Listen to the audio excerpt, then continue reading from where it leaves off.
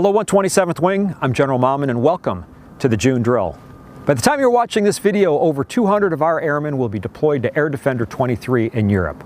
This is going to be the largest Guard deployment of aircraft and equipment, I believe, in history to go support our partner nations across the ocean in Europe. Should be really a great deployment with some fantastic training for all those that are involved. We started out talking about the new Air Force deployment process in the last two videos, and this video today is the final version of what we want to talk about. And I want to specifically focus in on your training as an airman. So if you go back, the first video was all about the Air Force force generation model, which is really more of a corporate level Air Force thought process and how we're going to generate forces as an Air Force to go downrange. The second video was all on force elements, the four that we have specifically here at the 127th Wing, and that's more of an organizational level thought of how we're going to deploy in the future. And now this video is more specifically on you as an airman and what's going to be expected of you and how we're going to train you to be successful in this new model. So there's two things that I want to talk about. One is Ready Airman Training, or RAT training, and the second is Multi-Capable Airman Training, or MCA. So let's first talk about RAT. In the past, as we led up to a deployment, every airman had some sort of last-minute or just-in-time training to accomplish. The Air Force is going away from that model to more of a continuous training process across each individual AFRIGEN cycle. So that RAT training has 12 modules within it, and depending on how many events you have to do within each of those models, it is really dependent on your experience level. So let me give you an example.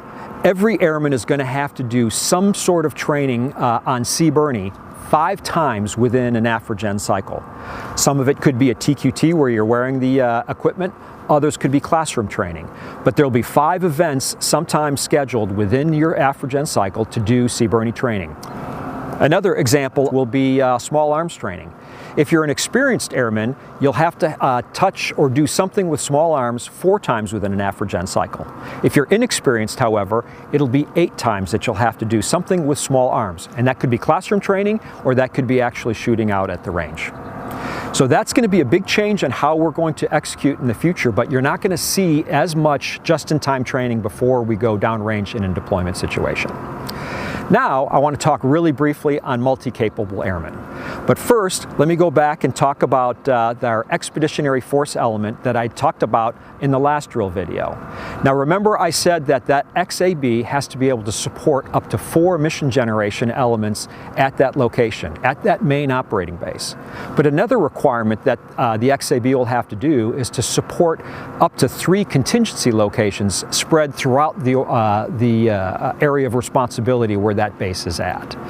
Manning those contingency locations will be done with a much, much smaller footprint of airmen, but that's now going to require those airmen that will be at those locations to be able to do not only their AFSC duties, but be able to do multiple other AFSC duties.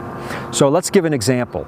A munitions troop or a munitions airman will not only have to understand how to build and maintain the munitions in their respective bomb dump, but they may also have to be trained in integrated combat turns and how to support that when an aircraft comes in.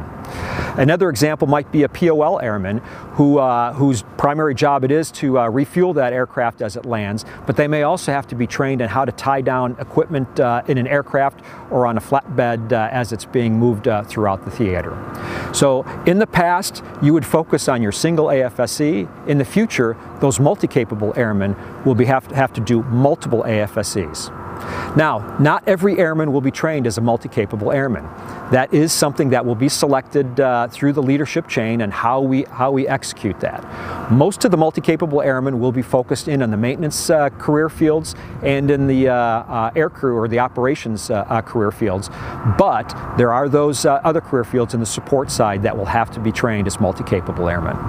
So that is the final installment in how we're going to present forces in the future. All of this is in an effort for the Air Force to be more agile. Agility is going to be the key to survive if we are ever in a conflict with a near-peer adversary. Now, looking at some of the efforts that we have done here in the 127th Wing, I want to throw out some kudos to our maintainers over on the A-10 side. A couple weeks ago, we were in an exercise called Agile Chariot, where we landed 2 A-10s on a highway near Casper, Wyoming. In that time frame, the airplanes landed and were fueled off of a C-130 that also landed on that highway.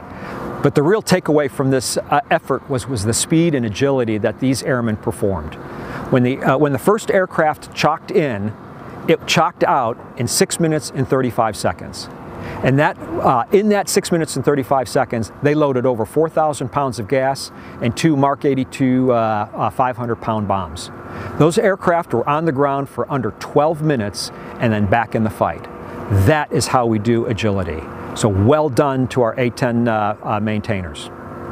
It is our goal that the 127th Wing is the best led, most efficient, effective, and adaptable organization in the United States Air Force. I appreciate your leadership, and I appreciate your professionalism.